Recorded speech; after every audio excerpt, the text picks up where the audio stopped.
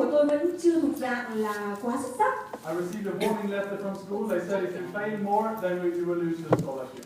Và tôi nhận được một bức thư cảnh báo từ nhà trường nói rằng nếu như tôi tiếp tục duy trì kết quả học tập này thì tôi sẽ bị đuổi học. So the next semester came and I started to study harder. I worked really hard. Và đối với kỳ học tiếp theo thì tôi đã học tập rất là chăm chỉ để có được thành tích tốt hơn. My English was better and it went better. Và tiếng Anh của tôi cũng khấm khá hơn nhiều và chính vì vậy mà tôi đạt được kết quả cao hơn. But then halfway through the semester, I met an Englishman and his father. They were in the fashion business from London. His father was the designer of the shirts of Manchester United. Nhưng trong khoảng thời gian đó thì tôi vô tình được gặp một người con, một người bạn có người cha làm trong lĩnh vực thời trang và ông chính là người thiết kế đội quần áo đồng phục cho đội MU. They said, Nick, you're a smart guy. You don't have to go to university. Come with us and we move to London and you can work for us in the family business. Và anh ta còn nói với tôi rằng Nick, anh là một người khá thông minh, khá giỏi. Chính vì vậy mà anh không cần phải học trường đại học đâu. Hãy cứ cùng tôi đi về London để làm theo lĩnh vực nghề thời trang này. At the one hand, of course, I wanted to continue university, but I was very scared that I would fail and I would be kicked out of university. Tôi băn khoăn rất nhiều, một bên là tôi đang theo học trường đại học, tôi đang cố gắng để tốt nghiệp và một bên là lời mời về London để làm việc. So I quit university, I moved to London with them to open the business. Cuối cùng thì tôi quyết định nghỉ học, không học nữa và tôi chuyển về London để theo lĩnh vực thời trang. It was a complete failure, it didn't work out. Đây là một thất bại lớn nhất trong đời tôi. How many of you have ever been told something going to happen, it's going to be great, and once you try it out, it doesn't work out? Đã có ai ngồi trong khán phòng này đã được hứa những lời ngọt ngào rằng tôi sẽ đem lại cho bạn một tương lai tươi sáng, nhưng rồi cuối cùng nó lại không xảy ra? Có anh chị nào đã rơi vào hoàn cảnh này chưa ạ? Quite a few of us, right? Và các anh chị hiểu cảm giác lúc này đúng không ạ? I'll tell you that was a huge mistake of mine, because here I was now in London, I was not finishing my university, I had no money, I had no job, I had nothing. Và đối với tôi đây là một thất bại lớn nhất, nặng nề nhất, vì chính tại London ở đây tôi đã không có được một tấm bằng đại học trong tay, tôi không có tiền, không có nghề nghiệp và tôi hoàn toàn trắng tay. I was now 24 years of age and I had basically two choices in my life. Lúc đó tôi 24 tuổi và tôi có hai sự lựa chọn. The either was to go back to Sweden, to my parents' home and knock their door, or also live with them, and the second was to kill myself. Sự lựa chọn thứ nhất đó là làm thế nào tôi có thể dẹp bỏ lòng tự trọng của mình, quay về Thụy Điển để xin được chuyển về ở cùng với bố mẹ. Và sự lựa chọn thứ hai là tôi thà tự tử còn hơn. I was seriously considering the options. Tôi đã thật sự rất là băn khoăn một trong hai sự lựa chọn này. But I swallowed my pride and I went back to my parents' home and I knocked their door and I said, I don't have any money, I have nowhere to live, can I please live with you again? Cuối cùng thì tôi vẫn phải gạt bỏ niềm tự trọng và của bản thân mình, quay trở về với bố mẹ và cầu xin bố mẹ rằng tôi không còn gì trong tay cả và cho tôi chuyển về ở cùng. This was 7 years after I left them and became independent. And here I was having to move in with them. I never felt this low in my life. 7 năm sau khi tôi sống độc lập, 7 năm xa nhà và bây giờ tôi lại phải nếm trải cảm giác có một lần nữa tay trắng trở về và gặp bố mẹ tôi.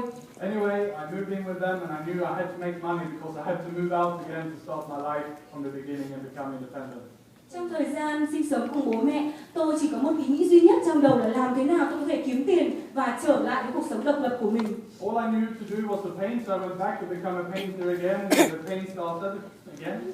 Lúc này tất cả những gì tôi có và tất cả những gì tôi biết đó là công việc thợ sơn. Chính vì vậy mà tôi quay trở lại với công việc thợ sơn và tôi vẫn cảm thấy nỗi đau. After a few weeks, I earned enough money so I could rent a smaller closet of my friend's apartment, so at least I didn't have to live with my parents. Nhưng mà sau khi một vài tháng làm việc thì tôi đã kiếm được một khoản tiền nhỏ nhỏ và tôi có thể thuê được một căn hộ bé tí để có đủ chỗ để cho tôi có thể ngủ tại đó. At this time in life, I didn't have any vision. I didn't know where I was going. I had no goals whatsoever. Lúc đó tôi cũng chẳng có một định hướng gì về tương lai của mình. Tôi không có mục tiêu trong cuộc sống và tôi cũng chẳng biết cuộc đời tôi sẽ trôi về đâu. I was living day by day. Tôi cứ chỉ sống ngày qua ngày mà thôi. The only joy I had was Saturday nights when I went out partying with my friends. Có một điều may mắn xảy ra đó là vào một đêm thứ Bảy khi mà tôi đi chơi cùng với bạn bè của mình. Luckily I did that because one night I met Sophie, who's today my wife. Một ngày tôi gặp một cô gái tên là Sophie và bây giờ cô ấy là người vợ của tôi. She had her life in order. She was studying at university. Cô ấy có những kế hoạch trong tương lai trong cuộc sống rất là rõ ràng và cô ấy đang theo học tại một trường đại học. Immediately we started to talk about that I should go back to university and complete what I didn't finish. Và ngay lập tức ý tưởng mà chúng tôi có nảy sinh đó là tôi sẽ phải quay trở lại trường đại học để hoàn thành nốt khóa học mà tôi đã bỏ lỡ. I sent a letter to the president of the university in Australia where I failed, and I apologized and I said, please give me one more chance. I will not disappoint you. Một lần nữa tôi lại viết thư cầu cứu hiệu trưởng nhà trường, xin hãy cho tôi thêm một cơ hội nữa và tôi sẽ không làm ông thất vọng. Luckily, he accepted me. He said, okay, Nick, but this time you have to maintain the grades and no quitting. May mắn làm sao ông vẫn đồng ý và ông vẫn đòi hỏi tôi phải có thành tích học tập rất là cao. So my wife transferred from Sweden to Australia. We moved there and we started our new life together. Và vợ tôi chuyển từ trường đại học ở Thụy Điển sang bên Úc, chúng tôi chuyển cùng nhau sang sinh sống tại Úc và bắt đầu cuộc sống mới tại đây. This time I was so motivated and I was sure that I was going to not fail again. Lúc này đây tôi đã có rất nhiều động lực trong cuộc sống và tôi chắc chắn rằng tôi không thể nào gục ngã được lần nữa. With the stability also, my wife by my side supported me. It went better and better and my grades was high. Với động lực có một người vợ hiền bên cạnh và những gì tôi cần phải đạt được, tôi cứ thế thẳng tiến. After 2 years in Australia, we got married. Sau 2 năm tại Úc thì chúng tôi đã kết hôn. And by the way, I leave it blank here because I always forget what year we got married and the wedding day. Tại đây tôi để con số trống bởi vì thực ra tôi cũng không thể nào nhớ nổi năm mà chúng tôi kết hôn là năm nào.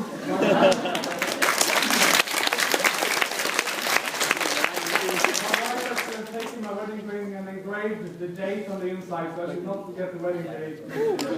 Chính vì thế mà vợ của tôi đã phải khắc năm mà chúng tôi đính hôn trên cái nhẫn của tôi để tôi luôn luôn ghi nhớ rằng năm tháng đó là năm nào. Because it's a 10 years wedding anniversary, so I better not forget it.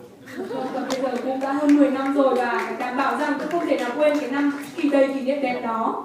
So we continued to study in Australia, and when I finished, I graduated as a top student of both my bachelor and my master's degree.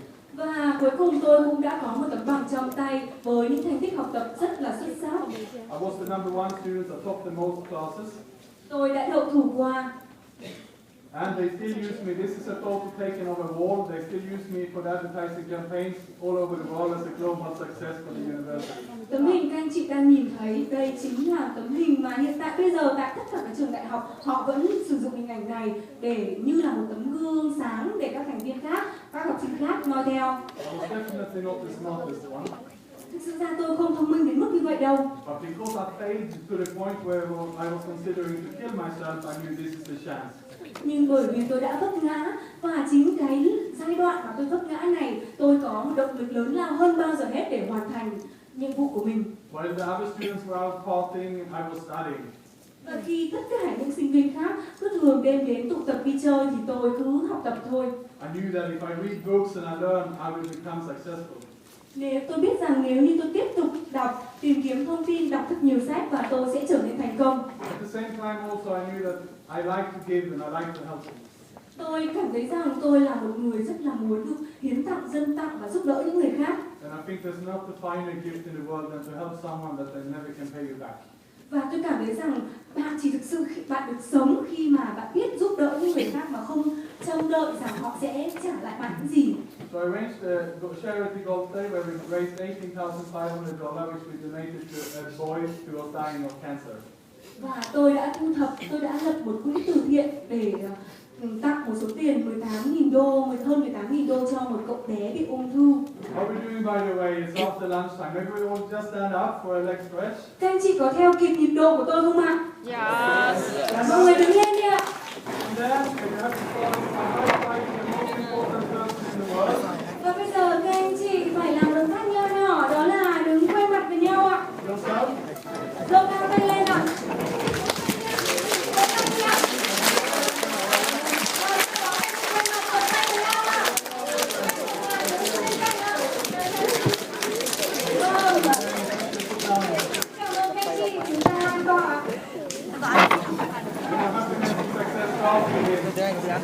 Các anh chị biết không, đây cũng chính là những hạnh phúc nhỏ nhoi mà thôi. So after university, I continued my career. Và sau khi đỗ tốt nghiệp tại trường đại học thì tôi tiếp tục thay đổi nghề nghiệp của mình. Because I was a good student and good grades, it was easy to get a good job. I moved to Thailand for 2 years and then to London.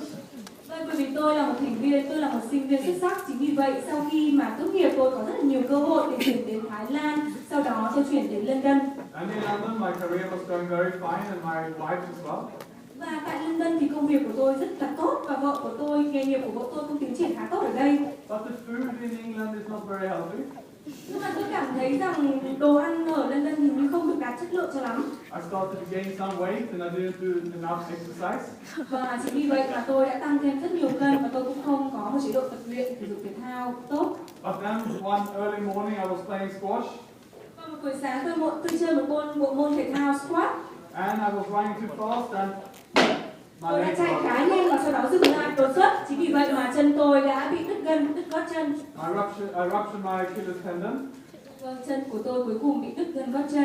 So I remember lying there on the ground in the squash room, Tôi chỉ nhớ rằng tôi cứ nằm sõng xoài ra đất như này thôi này. in extreme pain. Và tôi cảm nhận đau đớn vô cùng.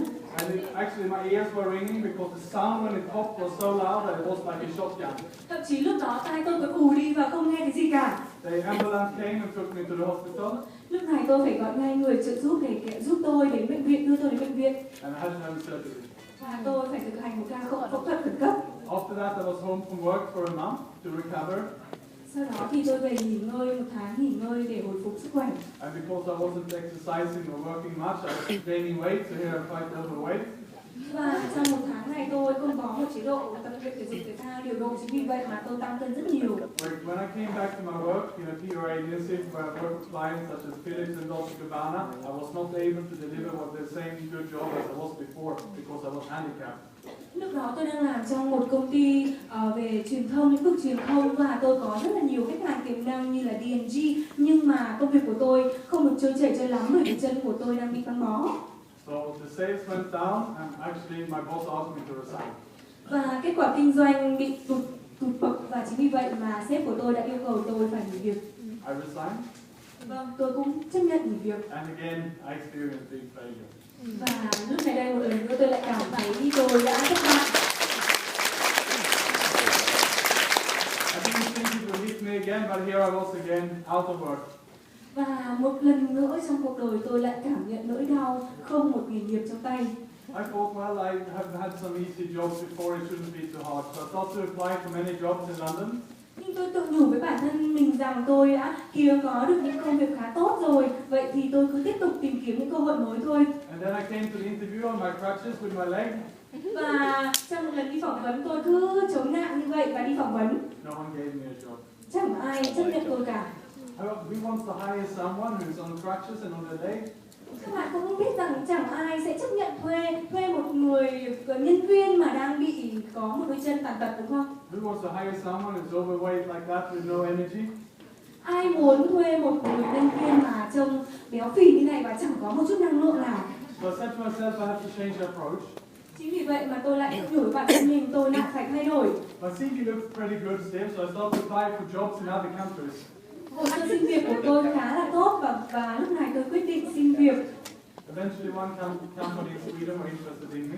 Tôi bắt đầu quyết định xin việc ở những nước khác và một công ty Thụy Điển đã đồng ý. They were looking for people for Asia, and the company is Oriflame. Và lúc này đây cơ hội của tôi là tôi sẽ chuyển đến châu Á làm việc cho Oriflame. I came for the final job interview in Sweden. Nhưng trước đó tôi phải bay về Thụy Điển để tham dự buổi phỏng vấn cuối cùng. And I jumped in on my crutches, Tôi vẫn cứ chống nạn để đi phỏng vấn. a blank face. Và với một khuôn mặt khá thân They thiện, said, why you on crutches? họ hỏi rằng tại sao chân của anh lại bị băng bó như này? I said, don't worry, it's almost good. I just played some squash. It's a little bit injured. It'll be okay in a few days. Don't worry. Và tôi nói rằng là không sao đâu, tôi chỉ chơi môn thể thao và tôi bất cẩn, chân tôi bị tổn thương một chút và tôi sẽ tháo bó bột ra rất là sớm thôi. I lied. Rồi đấy ạ. I'll be in a cast for a few more months. Và chân của tôi lúc này thực ra tôi phải băng bó thêm vài tháng nữa cơ. But they gave me the job. Nhưng cuối cùng thì họ vẫn cho tôi chấp nhận cho tôi làm việc. They said, you start in 3 weeks' time in Ho Chi Minh City. Và họ nói rằng 3 tuần nữa thôi tôi phải bắt đầu công việc của mình tại Hồ Chí Minh. I was very excited. Tôi rất là phấn khích. At this time, my legs started to be a bit better. I went to the doctors and I had some trainings. Lúc này đây tôi cảm nhận rằng chân của tôi, vùng chân bị tổn thương của tôi trở nên khá tốt rồi và tôi vẫn quay trở lại bệnh viện để tiếp tục điều trị. At this time, I even took off my cast and I started to test and walk on it. Tôi tiếp tục điều trị với cả bác sĩ rằng tháo băng bó bột của tôi ra và tôi bắt đầu tập đi những bước tập cẫng. And then one day I was doing some of my exercises. Và một ngày tôi